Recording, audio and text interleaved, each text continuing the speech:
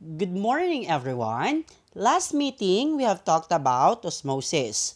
And based on our discussion, osmosis refers to the diffusion of water across a membrane.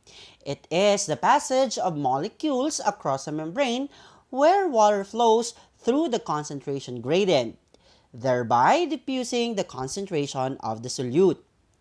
Now, the response of the cell membrane depends on the kind of solution that the cell is subjected to.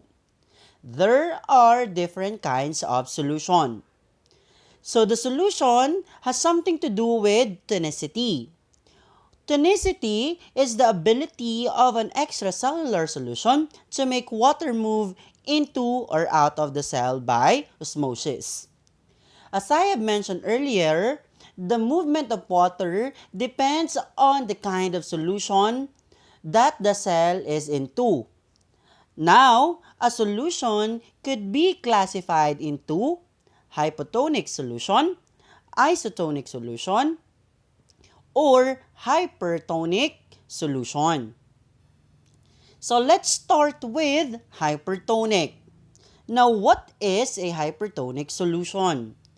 A hypertonic solution is a type of solution that contains more proportion of the solute to solvent ratio. If a cell is placed in a hypertonic solution, there will be a net flow of water out of the cell, and the cell will lose volume. A solution will be hypertonic to a cell if its solute concentration is higher than inside the cell and the solutes cannot cross membrane. Now, hypertonic solution simply means that the outside or the environment of the cell has a greater concentration of solutes compared with the inside of the cell. If that is the case, what will happen to the cell? It is where osmosis will take place. Of course, there will be movement of water from inside of the cell to its environment to ensure that inside and outside of the cell has the same concentration of solute and solvent. But this process would have an effect on the cell, making it decrease its volume. So let us take a look on this illustration. As you can see, the environment of the cell has 15% sodium chloride and 85% water, while inside the cell, 5% sodium chloride and 95% water. So what do you think is the direction of water? Of course, it will be going from the inside of the cell to its environment. Why? It is because there is a greater concentration of solute in the environment as compared to the inside of the cell. So here is another example of a hypertonic solution wherein water molecules move out from the inside of a red blood cell.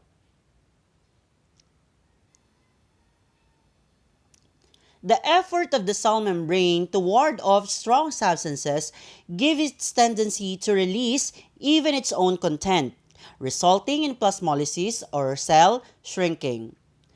Since the cell wants to maintain homeostasis, the initial reaction of it is to give up its water content when it is hypertonic solution, resulting to even giving of its own content that might lead to plasmolysis.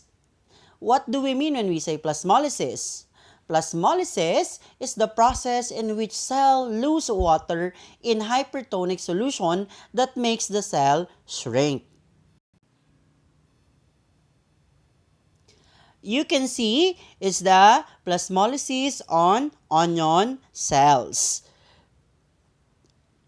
wherein the cells of the onion started to shrink because it releases the water content inside it. This is another example of plasmolysis in red blood cells.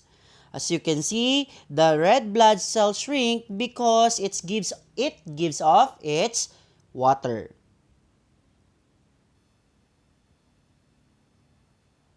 Another example is that if you swim in an ocean, you can observe that your body tends to dry out due to the solvent, having a greater amount of solute than inside of our body.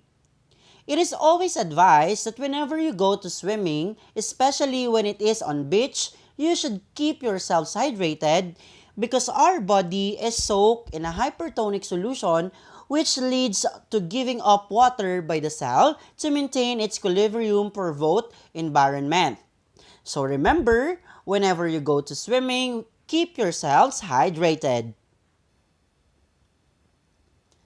Another example is a saline solution or a solution that contains salts is a hypertonic.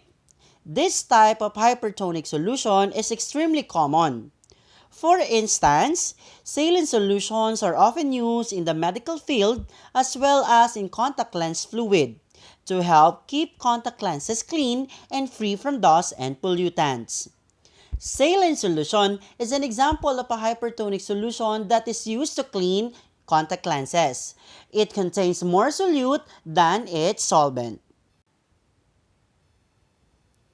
Another example of a hypertonic solution is a solution of 5% dextrose sugar and 0.45 sodium chloride. Both of these hypertonic solutions are administered in IV drips in hospitals to nourish the body of a sick and injured person who cannot consume food or liquids themselves, or to individuals who happen to be dehydrated. IV means intravenous or in the vein. So this is situated, performed, or recurring within or entering by the way of a vein. Now, this type of solution is administered to those people in the hospital that are sick and injured that cannot consume food or liquids through the IV drips or in through their vein. So this is to keep them nourished and hydrated. Corn syrup is another example of a hypertonic solution. Corn syrup is a solution in relation to the cells within a living organism because the corn syrup solution contains more solute inside of it than the body cells. So this is an example of a hypertonic solution. Have you experienced taking in corn syrup? It is true that after taking in this type of syrup, we tend to feel thirsty. It indicates that the cell in some parts of our body is in a hypertonic solution, thus it needs water to retain its water loss. Another is when the bodily fluids contain too much solute, such as salt. Hence, becoming hypertonic solutions, the body becomes dehydrated and must be rehydrated, or else a person will become sick. Body systems can become hypertonic due to the lack of water consumption. Kidneys and livers, for instance, can become hypertonic and lead to failure of these organs. Another use of hypertonic solution is a pickle. For example, packing food in salt or pickling it in a hypertonic solution of sugar or salt creates a hypertonic environment that either kills microbes or at least limits their ability to reproduce. Pickled food products are good examples of the use of hypertonic solution. The food is subjected to a solution with a very high concentration of solute that leads the vegetable or fruit to lose its water, thus making the food product taste salty or sweet.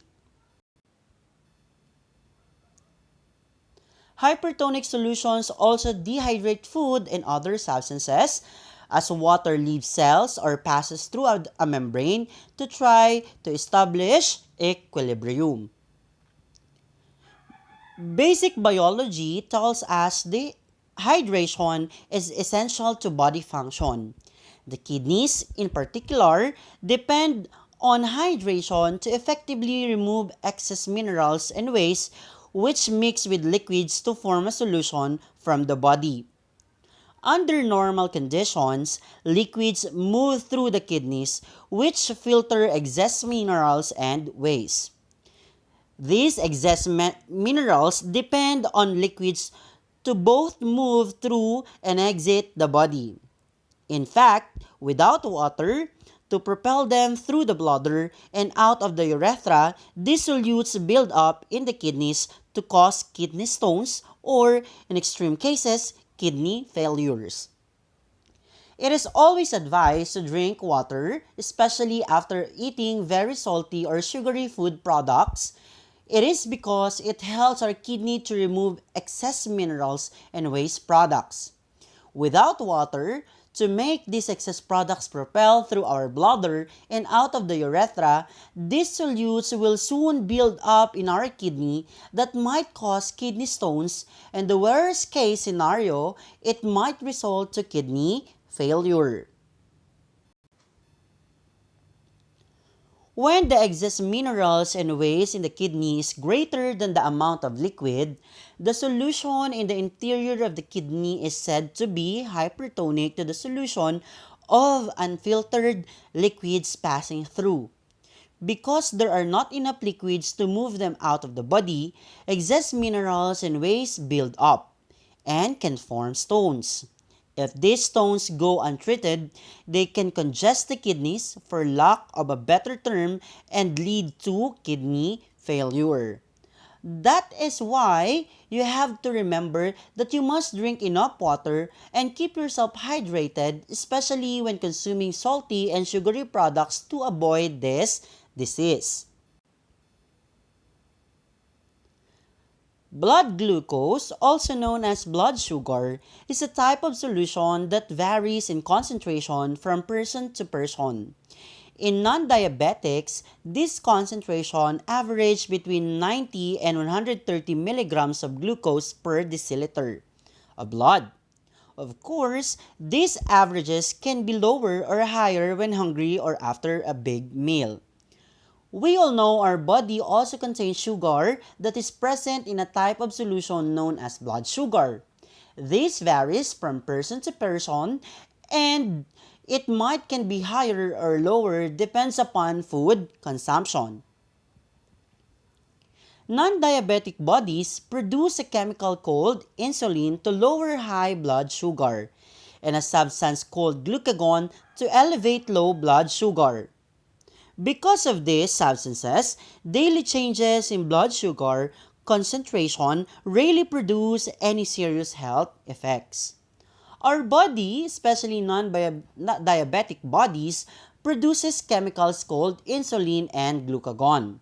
Insulin is produced to make high blood sugar low, and glucagon is to produce to make low blood sugar high. These two substances changes daily depends on the food we consume every day. And these changes, especially when it is gradual change from time to time, might result to serious health effects. Here is an illustration of glucose in the blood. If you are going to look at hyperglycemia, okay, there is a great number of glucose in the blood, okay, thus making the cell hypertonic.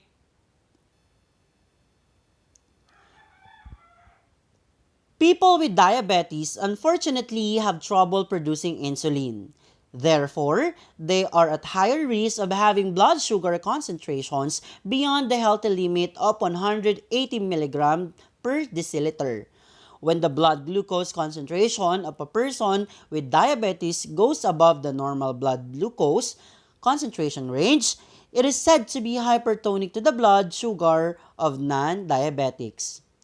An example of this effect is diabetes. If the blood glucose concentration continuously increase, this range might be said to be hypertonic to the blood sugar of non-diabetic.